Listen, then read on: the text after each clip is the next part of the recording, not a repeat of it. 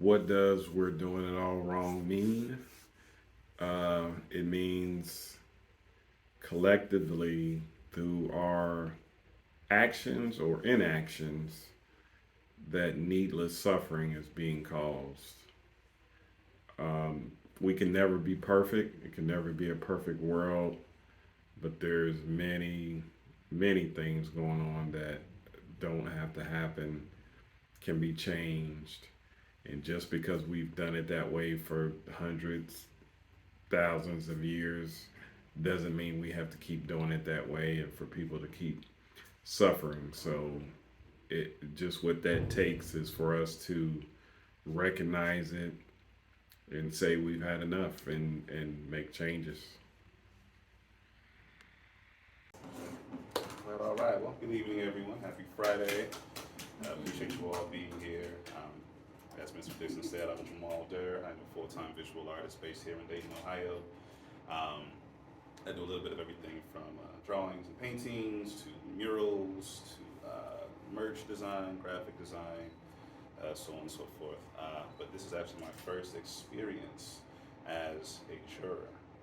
Um, I visited galleries and other spaces for art as a spectator. I visited as an exhibiting artist, but to visit a space like this now as a juror, to know that I've had a hand in helping all of these artists, share their stories and share what they're, really passionate about fighting in terms of, social justice issues. It feels really good. It feels really, really good. I think we had maybe somewhere close to 200 Yeah, almost 200. submissions. And so to go through each piece one by one and sit with these issues, right? From homelessness to racism, human trafficking, and so on and so forth. It's really inspired me to give a lot more thought to the issues that I would like to speak on in my own art. How could I better use my voice to help in some of these fights? Like someone said on the videos, we can't do it all by ourselves, but in what ways can I be the difference? Even if it's just, on a local level for my community. So this is my first time seeing all of the works in person. Obviously, that's a completely different experience versus a computer screen. Okay. But I feel like myself and Amanda and Ed here, I feel like we did a really good job. I think we were all pretty much on the same wavelength in terms of what pieces were really sticking out to us the most. I know a couple of ones that I was really that I really found compelling are up here on the walls as well. Yeah, definitely grateful for the experience. I was not my last time being able to play this sort of a role in an exhibition. And yes, thank you to you, Mr. Dixon, for allowing me to be a part of this show. Yeah, thank you. Mhm. It was a lot of work.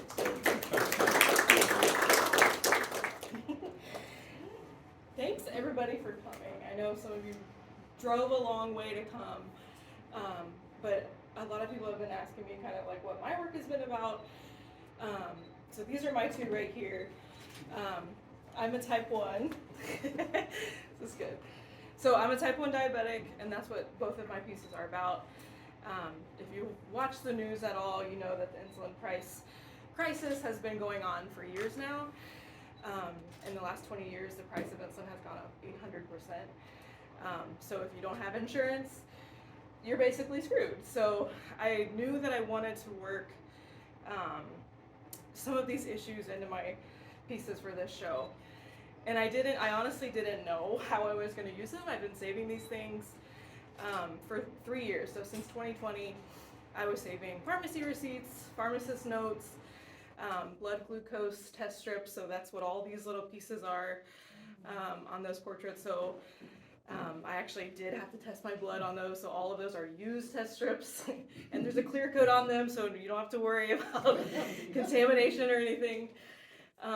So I've been saving this stuff, yeah, like I said, for 3 years. And then when I saw the call for art for the We're Doing It All Wrong show, I knew that I had to put them in some way. So if you look closely on there, like there's lots of little things to see when you get up close. On this one over here to the left, there's these in kind of like the shirt area where the test strips all are. There's also pharmacy receipts in there, so if you see any little splotches of red, that's where the price of insulin is, just so you can get an idea of what it does actually cost in this country. You know, places like Canada and Mexico, they don't even compare to the price of insulin here. Places like the UK, they don't have to pay anything if they're a type 1 if they need insulin. Unlike here, you need a 3-month supply and it costs $2,000. So, minimum. So that's a little bit about that. So I always tell people that you gotta look up close because you're not gonna see it all from far away. So thanks for having me in. Thank you. My name is Nathan Connor, and I'm an artist from Springfield, Ohio.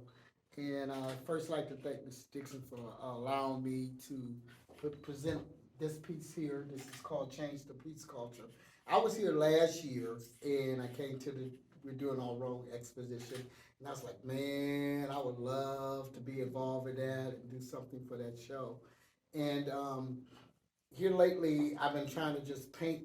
Here lately, my thought process and my art has been going on to create and evoke emotions and feelings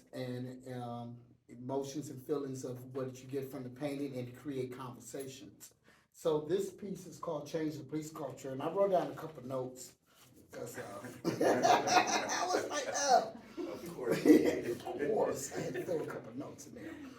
And the one article I read, it says black people who account for 13% of the population is 27% has been fatally shot or killed by police officers. And then another part says the police officer who was killed, the police officers who shot and killed people were 1,055 people nationwide last year. And in 2021, it was 1,221 were killed. And ever since the George Floyd movement, that's how many people has been dying every year. And George Floyd movement started, when George Floyd got killed, he started the Black Lives Matter movement in 2020. So this piece is dedicated to Tyrese Nichols, the black man that was killed by the black officers in Memphis, and that was in January of 2023. And he died 3 days later in his home. He was a few feet from his home, and this would inspire me because I think it's not so much about race anymore. It's about the gang-like mentality of police officers and the brutal killing of African American males.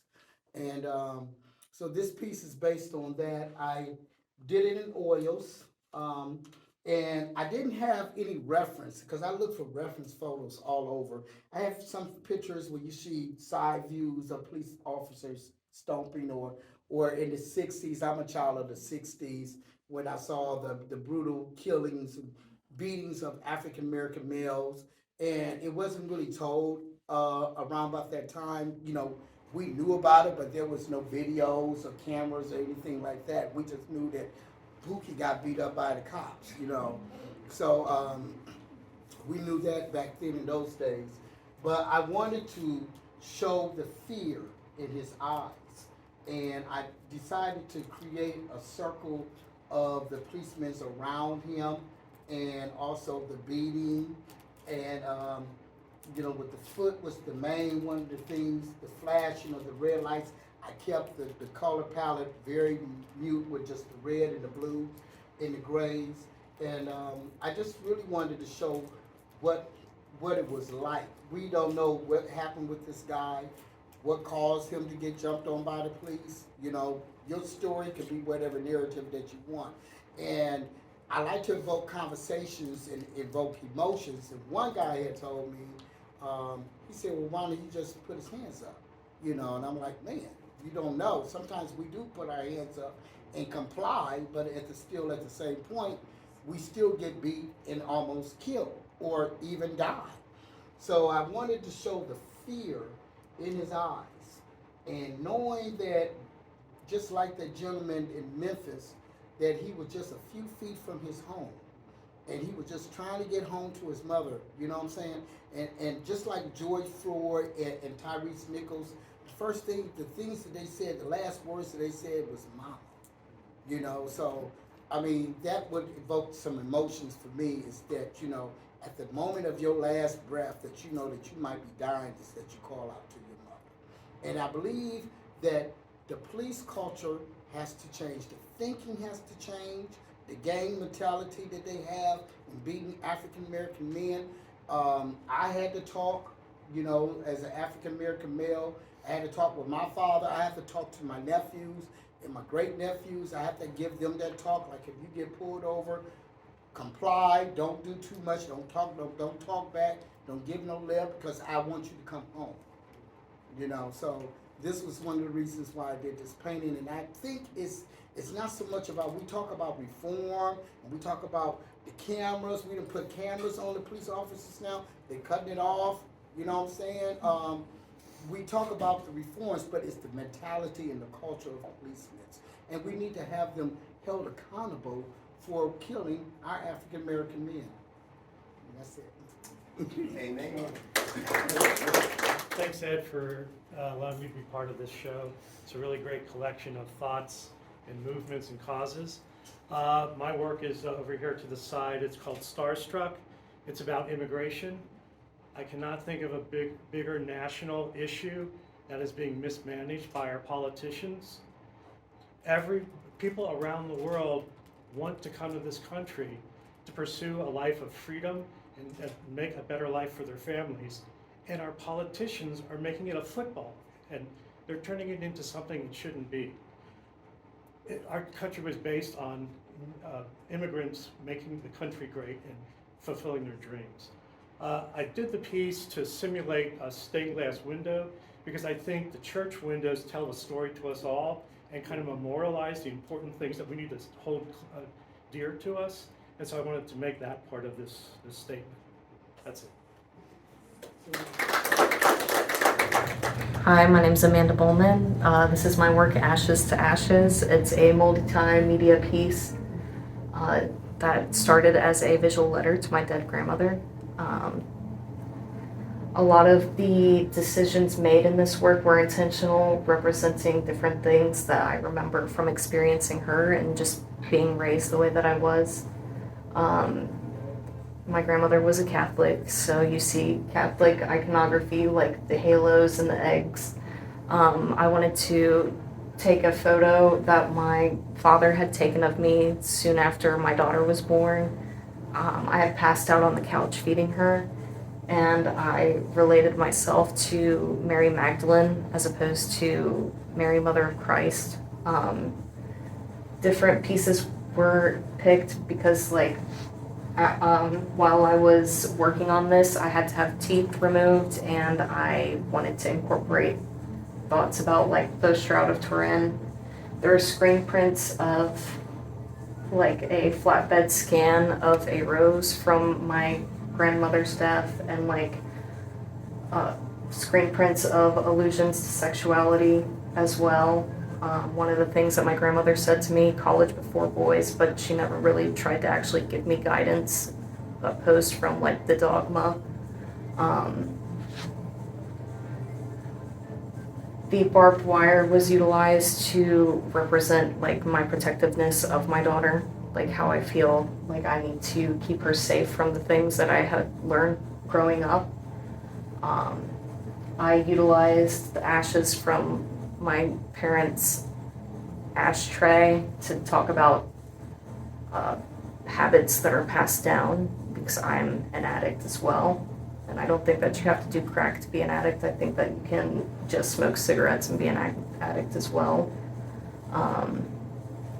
This is kind of like a failed test print, but it still kind of works. It's a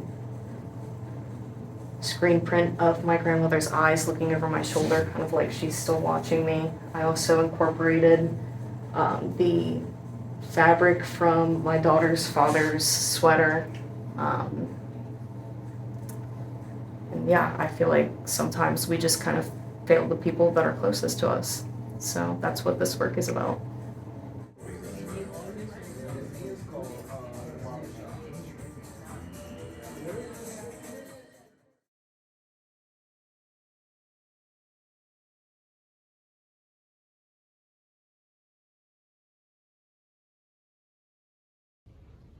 Hello, my name is Beth Kirshen. I'm a photo montage artist. I take pictures of urban life, do a lot of street photography, and then take all those individual pictures and put it into one scene to give kind of a stronger message about what I'm seeing. And of course, during 2020 and 2021, when everything was shut down and there was a lot of protests during Black Lives Matter and the George Floyd incident, I took a ton of pictures. I'm from Portland, Oregon, and there was a lot of protests, and literally the face of the city changed. And I wanted to take pictures of those messages because I knew they would disappear, and they needed to be heard, and needed to be heard for a long time. And at the same time, we had really bad fires in September of 2020, and the whole city was just filled with smoke. And in a way, it didn't feel like a coincidence, that George Floyd was said that he couldn't breathe, and then we're all wearing masks during the pandemic. And, when one person isn't doing well, we're all not doing well. If one person can't breathe, we all can't breathe. And we were just completely covered in smoke. And so what I'll be showing next is just a really quick overview of all the pictures I put together to make this piece. And that includes a map of the United States, and how really actually there was quite a few states covered in smoke with fires, and also then graffiti and protesters, and all just kind of coming into one meaning, of showing what's wrong. One really big thing that's wrong and how we're doing it wrong in the United States is social justice. So I hope you enjoy this little piece showing how I put the piece together. Thanks a lot, and thanks for having me in this show.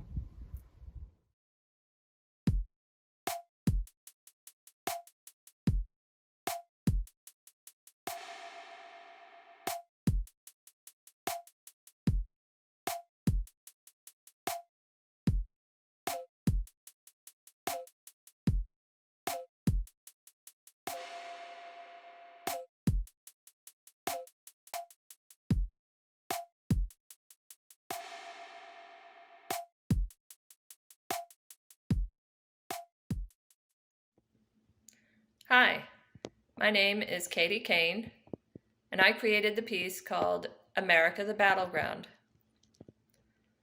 America the Battleground is a study into the historic and ongoing struggles of the people of America.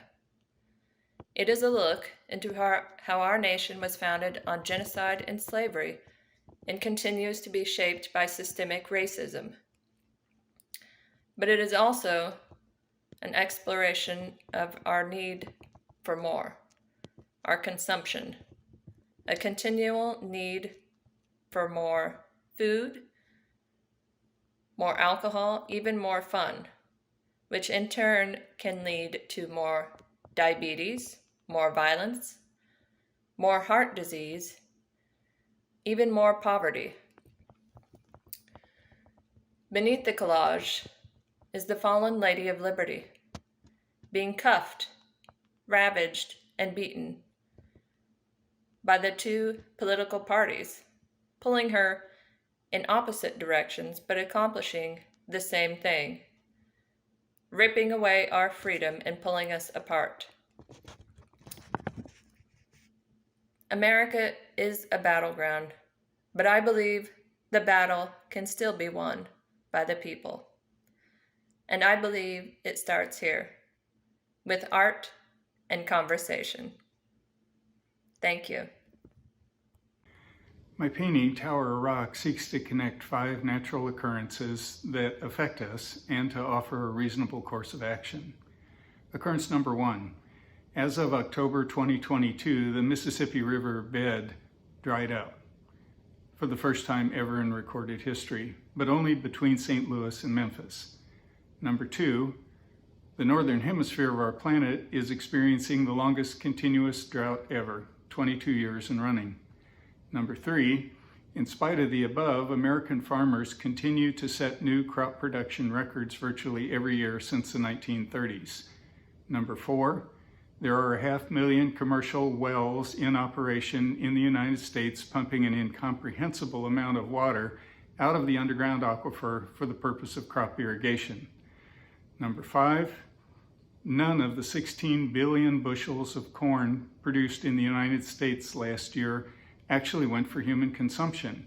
5 billion bushels went for the creation of ethanol for biofuels, and the remainder went to feed the animals that we consume. All of this is objective data. We're running out of water. Nobody argues the point. The question is, what can we do about it? What should we do about it? What can I do about it? Well, the observers in the painting have some advice for us. Don't get upset. Don't expect or demand our government to fix the problem. After all, it has been the government's responsibility to prevent it in the first place. Please don't feel responsible for fixing the entire problem. You can't, first of all, and it tends to lead to inaction. Do be responsible for what you can fix, which in this case is simply making the commitment to eat less meat and to drive less miles. Tell others, you never know, you might just be the difference maker. My thanks to Ed Dixon and his staff for hosting this exhibition. Art really is the fountainhead of human experience. Thank you, Ed. Hi, I'm Joanna Biondolillo, and I'm in Charleston, South Carolina. I'd like to thank Ed Dixon for giving us the opportunity to share with you what we're doing all wrong. My works in this exhibition are Impact, Homeless in Austin, in America, the Throwaway Society. We have more than 580,000 homeless Americans. More than 114,000 are children under the age of 18. Our fastest growing homeless populations are college students and senior citizens. It takes a homeless veteran nearly 2 years to get housing. In addition, we have more than 37 million American households that live at or below the poverty line. We have more than 2 million American households that don't have regular running water, plumbing, a toilet, a shower, because we're doing it all wrong. The reasons for homelessness are not the stereotypical reasons that everybody wants to jump to. They often are things that people have absolutely no control over. Catastrophic illness, loss of a job, loss of a spouse, rent that can't be paid because our rents are out of control. The number one reason for women being homeless, domestic violence, because we're doing it all wrong. I would encourage you to take a look at what is happening in your state, what is happening around the country, because anyone can be homeless. We are all one catastrophic event away from being homeless. And we need to come together. We need to create a fail-safe in this country so that when something does go terribly wrong, we have an opportunity to stay in our homes or in our apartments to be able to get back on our feet. We need to stop making it shameful to be in need in this country. In America, you're on your own, but we need to change that, because I can tell you, for me, this isn't okay on any level. And this, really, a garbage bag in an effort to keep warm. Thank you, Mr. Dixon. I truly appreciate the opportunity to share this with you.